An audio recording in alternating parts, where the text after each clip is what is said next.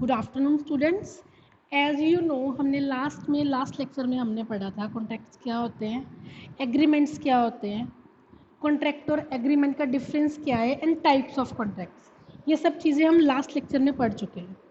Now the next thing जो हमने पढ़नी है, essential elements of valid contract. एक वैलिड कॉन्ट्रैक्ट के लिए कौन कौन से एलिमेंट्स का होना ज़रूरी है।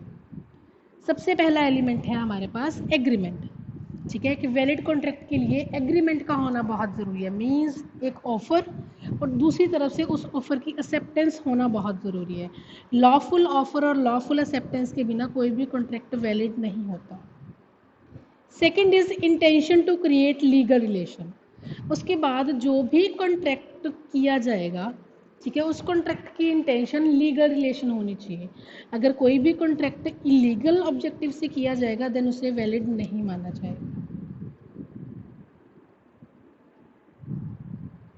ठीक है, फॉर एग्जाम्पल अगर हम लोग किसी फ्रेंड के घर जा रहे हैं फॉर अ डिनर, वो कोई लीगल रिलेशन नहीं है तो उसे हम कॉन्ट्रैक्ट नहीं मान सकते।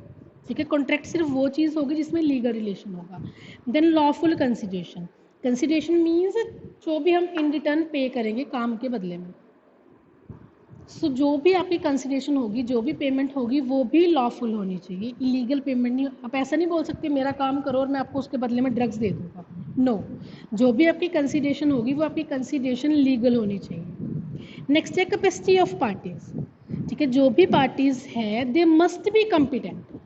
पार्टीज कॉम्पिटेंट होनी चाहिए कॉन्ट्रैक्ट के लिए एज पर सेक्शन 11।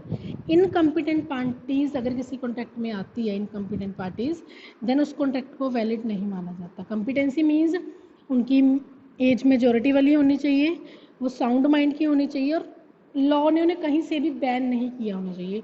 उन पर कोई लीगल केस, क्रिमिनल का केस ऐसा कुछ नहीं होना चाहिए। अगर कोई अनसाउंड माइंड का पर्सन या माइनर पर्सन कॉन्ट्रैक्ट में आता है देन उसे लीगल नहीं माना जाता। नेक्स्ट है फ्री एंड जेन्युइन कंसेंट। उसके बाद दोनों पार्टीज़ की कंसेंट फ्री होनी चाहिए। मीन्स दोनों पार्टीज उस कॉन्ट्रैक्ट में अपनी मर्जी से आई हो, अगर वो उनको ज़बरदस्ती उस कॉन्ट्रैक्ट में नहीं लाया गया होना चाहिए। उनके साथ कोई कोरेजन ना की गई हो, कोई अनड्यू इन्फ्लुएंस ना किया गया हो, कोई फ्रॉड ना किया गया हो, कोई मिस रिप्रेजेंटेशन ना की गई हो, कोई मिस्टेक से उन्हें उस कॉन्ट्रैक्ट में नहीं लाया गया होना चाहिए। Next one is lawful object. उसके बाद आपके कॉन्ट्रैक्ट का जो भी ऑब्जेक्ट होगा वो ऑब्जेक्ट आपका लॉफुल होना चाहिए, लीगल होना चाहिए। अगर आपका ऑब्जेक्टिव ही इलीगल है या अनलॉफुल है देन वो कॉन्ट्रैक्ट आपका वॉइड माना जाएगा। नेक्स्ट है रिटर्न एंड रजिस्ट्रेशन। उसके बाद आपका जो भी कॉन्ट्रैक्ट है वो रिटर्न में और रजिस्टर्ड होना चाहिए। ठीक है, आपका कॉन्ट्रैक्ट रिटर्न में होना चाहिए और रजिस्टर्ड होना चाहिए।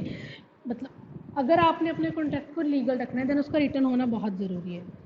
कुछ कॉन्ट्रैक्ट्स ऐसे हैं जिनका रजिस्टर्ड होना बहुत ज़रूरी है, तो उनकी रजिस्ट्रेशन हुई होनी चाहिए तभी वो कॉन्ट्रैक्ट वैलिड माने जाएंगे। फॉर एग्जांपल अगर आप लोग कोई प्रॉपर्टी सेल कर रहे हो विदाउट रजिस्ट्रेशन, वो प्रॉपर्टी कभी भी सेल आउट नहीं मानी जाएगी। सो उसकी रजिस्ट्रेशन, उसकी ऑनरशिप दूसरे पर्सन के नाम पर जब रजिस्टर्ड होगी तभी वो सेल मानी जाएगी। देन है उसके बाद पॉसिबिलिटी ऑफ परफॉर्मेंस। उसके बाद जो भी आपने एग्रीमेंट करना है उस एग्रीमेंट में जो भी परफॉर्मेंस होगी वो परफॉर्मेंस को परफॉर्म करना पॉसिबल होना चाहिए।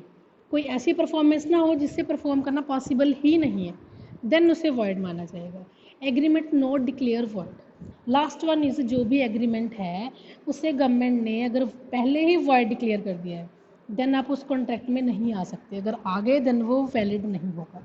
लाइक जैसे किसी का मर्डर करना is not a legal object. ठीक है, अगर आप किसी का मर्डर करते हो वो कॉन्ट्रैक्ट कभी भी आपका वैलिड नहीं होगा।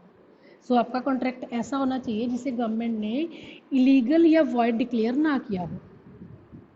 These all are the essentials जो एक वैलिड कॉन्ट्रैक्ट के लिए ज़रूरी है। अगर एक भी चीज़ इससे मिसिंग होती है तो आपका कॉन्ट्रैक्ट वैलिड नहीं माना जाएगा। क्लियर है?